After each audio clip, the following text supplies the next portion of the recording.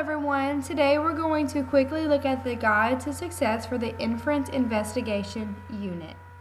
The first thing I want to talk about is what you are going to see on a day-to-day basis. As you can notice, these two boxes, the top one and the bottom one, look very similar. They have the same features. They have what you will be doing. They have the red letters and as well as the bolded text. Another thing I want you to look at is the exclamation marks. Every time that you see an exclamation mark, that is going to indicate that you are about to read your goal for the day. So be on the lookout for that. One thing I want to point out is this button here. Right here where it says Inference Help.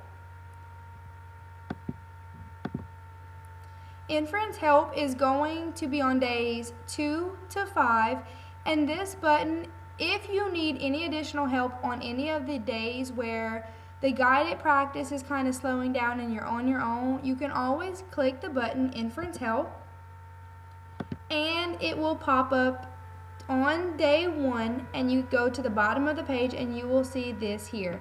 And as you can see, it is labeled Inference Help on day 1 as well, and they give you 2 explanations as to what an inference is. It gives you an anchor chart and you're able to click on the video for additional help. So be on the lookout for that. If you need any help, there is a button for it. At the top of each page is day 2, 3, 4, and 5. But once you click on the button, it will send you back to day 1 and you will have to scroll down to find these extra references. Now, let's practice to see what exactly you are going to be looking for and what the end goal is here. This is one of the goals or the objectives for one of the days. It says, today's goal, I can use clues and background knowledge to make an inference. Remember, inference is the main thing that we are looking for here.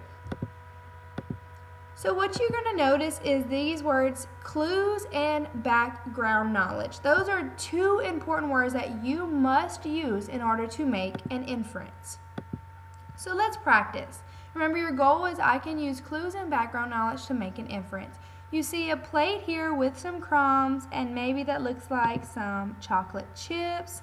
And then you notice the image of a little boy with chocolate on his face and all around him.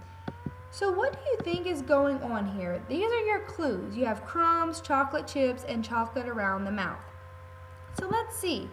We see the crumbs, we see the chocolate around the mouth. And there you go. Your clues are there. And in order to make an inference, remember we must have clues plus our background knowledge.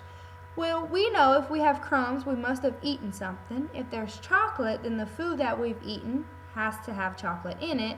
And then there's this little boy with the chocolate around his mouth. So that tells us that the little boy did eat something with chocolate.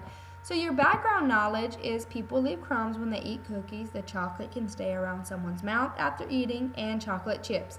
So now we have the 2 things that we need in order to make an inference. We have our clues and we have our background knowledge. So the inference that we can make is the child probably ate the cookies. So that is how you are going to make an inference throughout this unit. Now, in this unit, the clues will be a little bit more complex. Sometimes it will be images, but most of the time it will be an in-text citation, words from a story. So this is just a little practice to get you better equipped to master the skills at the end of the unit to make an inference. This is your bridge to success. You'll notice the steps do get higher and higher because in step 1 you're going to have the guidance, the supported help. Step 2 is going to be more practice with your partner, and then by the end of it you should be mastering these skills independently. And that is your guide to success, your inference investigation unit.